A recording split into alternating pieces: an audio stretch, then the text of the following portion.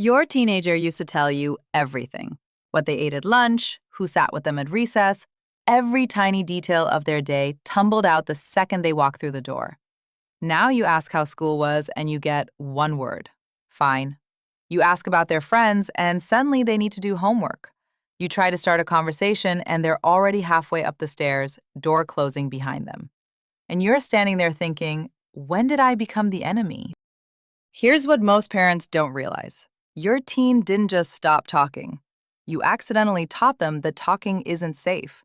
And the method you use to teach that lesson, it's so common, so well-intentioned that you probably did it 3 times this week without even noticing. But here's the part that will completely shift how you see this. The solution isn't more rules or stricter boundaries. It's the exact opposite. And in the next few minutes, I'm going to show you the one pattern that kills communication faster than anything else, and the simple shift that brings it back. Let me ask you something. When was the last time you felt safe sharing something personal with someone you knew was monitoring you?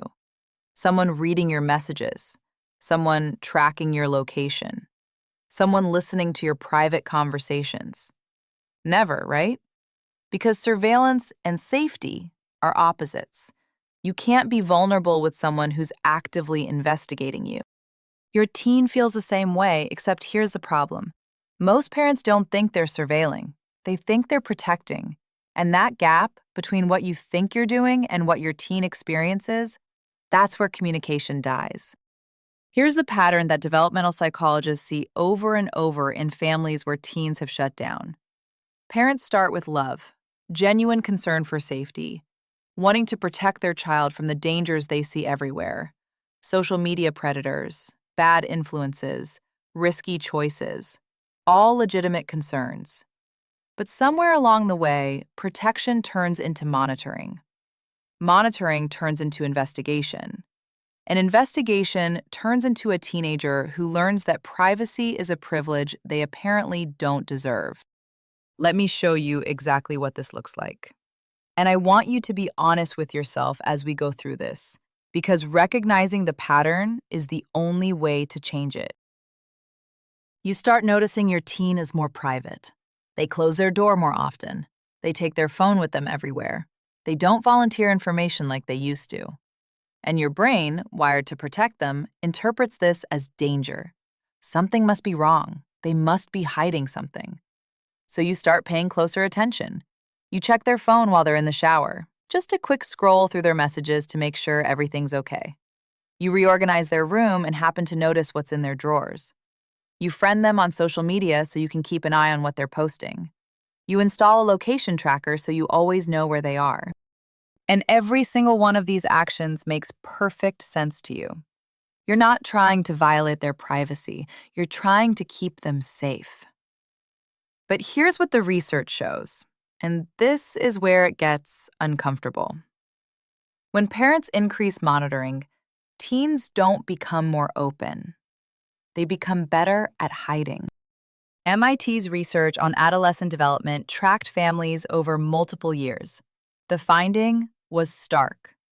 Teens whose parents regularly violated their privacy didn't develop more trust or better communication. They developed parallel lives. One version for their parents, clean, sanitized, carefully curated.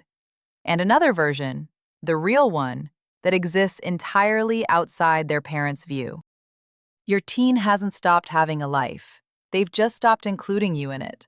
And here's the part that breaks my heart. They didn't want to exclude you. You accidentally trained them to. Think about it from their perspective for just a moment. They write something private in a journal, personal thoughts they're trying to process, maybe about a crush, maybe about feeling insecure, maybe about something they're struggling with, and you find it. You read it. You don't say anything directly, but suddenly you're asking very specific questions that could only come from having read those exact pages. What does your teen learn in that moment? That nowhere is safe. Not even their own thoughts, written in their own handwriting in their own room. The message is clear. Privacy doesn't exist here. Or maybe they're texting a friend. Normal teenage conversation. Some complaining about homework, some gossip about who likes who. Nothing dangerous, just normal social development. and you pick up their phone and start scrolling, or you demand they hand it over for inspection, what are they learning? That their conversations aren't theirs, that every word they type could be read by someone else, that trust is conditional. Here's where parents usually push back. But what if they're doing something dangerous? What if they're talking to strangers online? What if they're being bullied and not telling me? All valid concerns. But here's the question that changes everything. Has constant monitoring ever led to your teen opening up to you about something hard? Or has it led to them getting better at hiding? Because research from the University of Washington is brutally clear on this. Excessive monitoring doesn't prevent risky behavior. It just pushes it underground. Teens whose parents track their every move don't stop taking risks, they just stop letting their parents see the risks. And when something actually dangerous does happen, when they actually need help, they don't come to you. Because coming to you means admitting they did something they knew you were watching for. It means confessing that they outsmarted your surveillance. And that admission, it costs more than they're willing to pay. So they handle it alone. Or they turn to friends who also can't help. And you, the person who loves them most, who has the wisdom and resources to actually protect them, you're the last to know. Not because they don't need you, because they don't trust you. Now, I know that lands hard. You're doing this because you care. You're doing this because the world feels dangerous and you want to keep them safe. Every parent in history has felt that same protective instinct. But the mechanism, the way privacy invasion actually functions in your teen's developing brain, it doesn't create safety. It creates distance. Let me tell you what happens neurologically when a teenager's privacy is violated. Their brain is in a crucial developmental window. The prefrontal cortex, the part responsible for decision-making and emotional regulation, is still forming. During this time, they're learning who they are separate from their parents. They're testing identity, trying on different versions of themselves, processing complex emotions. And they need space to do that. Not because they're being sneaky, because that's literally how healthy development works. When you remove that space, when every thought could be discovered and every action is monitored, their brain doesn't learn to self-regulate. It learns to perform. They become experts at showing you what you want to see while hiding who they actually are. And the tragedy is, you're losing access to the real version of your child. The one who needs guidance, the one who's struggling, the one who would benefit from your wisdom. That version goes underground. And what you get is the highlight reel, the carefully managed public relations campaign of a teenager who knows they're being watched. Yale's research on adolescent psychology found something fascinating. Teens who had privacy, who felt their parents respected their boundaries, actually shared more with their parents, not less, more.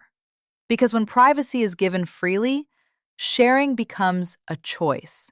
And choices made freely create connection. But when privacy is taken, when it has to be fought for and defended, every interaction becomes adversarial.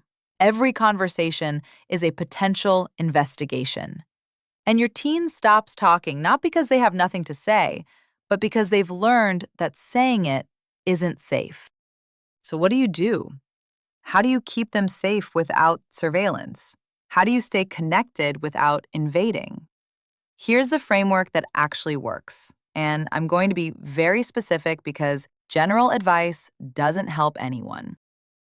First, separate safety from secrecy. Safety is knowing your teen isn't in immediate danger. Secrecy is knowing every detail of their inner world. You can have the first without demanding the second. Safety looks like knowing where they are and when they'll be home, knowing their friends' parents' contact information, having open conversations about risks like substances, consent, and online predators. Secrecy looks like reading their messages, tracking their exact location every moment, and going through their belongings looking for evidence. One builds trust, the other destroys it. Second, earn the right to know by proving you can handle what you know. Your teen is constantly evaluating whether you're safe to talk to. They share a small thing and watch how you react. If you freak out, lecture them, or immediately create a new rule, they learn. Don't share the real stuff. But if you stay calm, listen without judgment, and help them think through problems without taking over, they learn. I can trust this person with harder things. Every small moment is a test. Pass enough tests, and they'll bring you the big stuff. Fail the tests, and they'll handle everything alone. Third, knock before entering, literally and metaphorically. Their room is their space. Their phone is their private property. Their conversations with friends are their relationships. You can set boundaries about what time they need to be home or what apps are allowed on devices you pay for. But within those boundaries, respect their autonomy. Knock on their door and wait for permission. Don't grab their phone out of their hands. Don't listen to their conversations unless they invite you into them. This isn't being permissive. This is being respectful. And respect is the foundation of every relationship that lasts. Fourth, when you mess up, own it fully. Maybe you already read the diary. Maybe you already went through their phone. Maybe you've been tracking them obsessively. Here's what changes everything. Admit it. Not with excuses, not with justifications about how worried you were, just honest acknowledgement. I violated your privacy. I was wrong. I want to rebuild your trust. What do you need from me?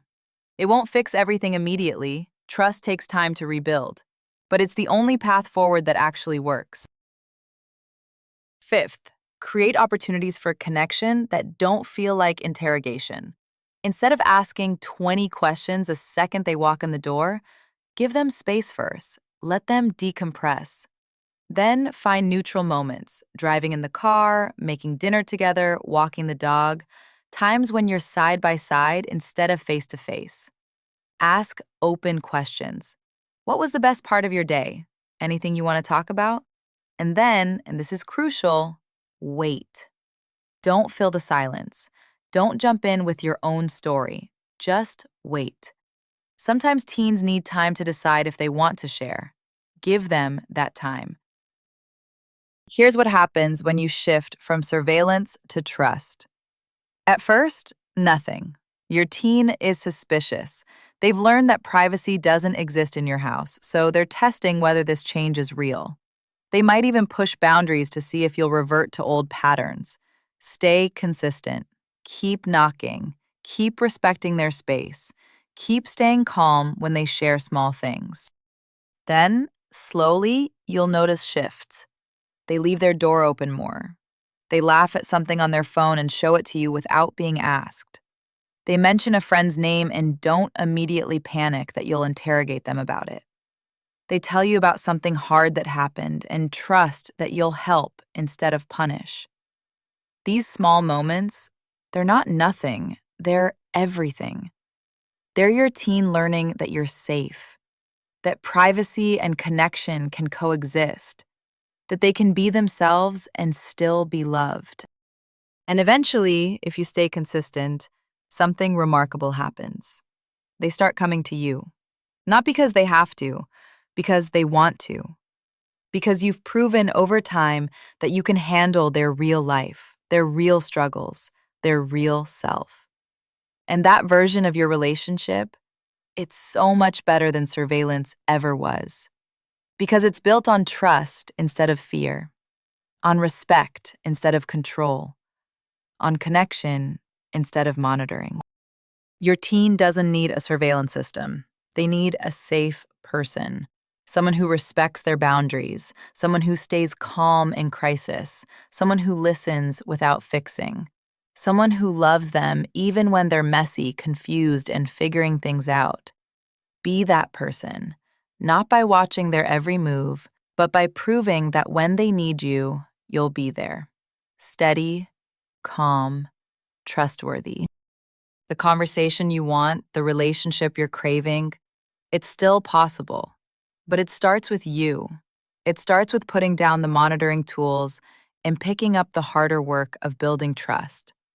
It starts with respecting their privacy so they'll choose to let you in. Your teen hasn't stopped talking to you because they're a difficult teenager. They stopped because somewhere along the way, they learned that talking isn't safe. Show them it is. Not through words, through action. Knock on their door, respect their space. Stay calm when they share hard things. Own your mistakes. And watch what happens when surveillance becomes support. They're not shutting you out forever. They're waiting to see if you're safe to let back in. Be safe. Be trustworthy. Be the parent they need, not the investigator they're hiding from. The relationship you want is on the other side of that choice.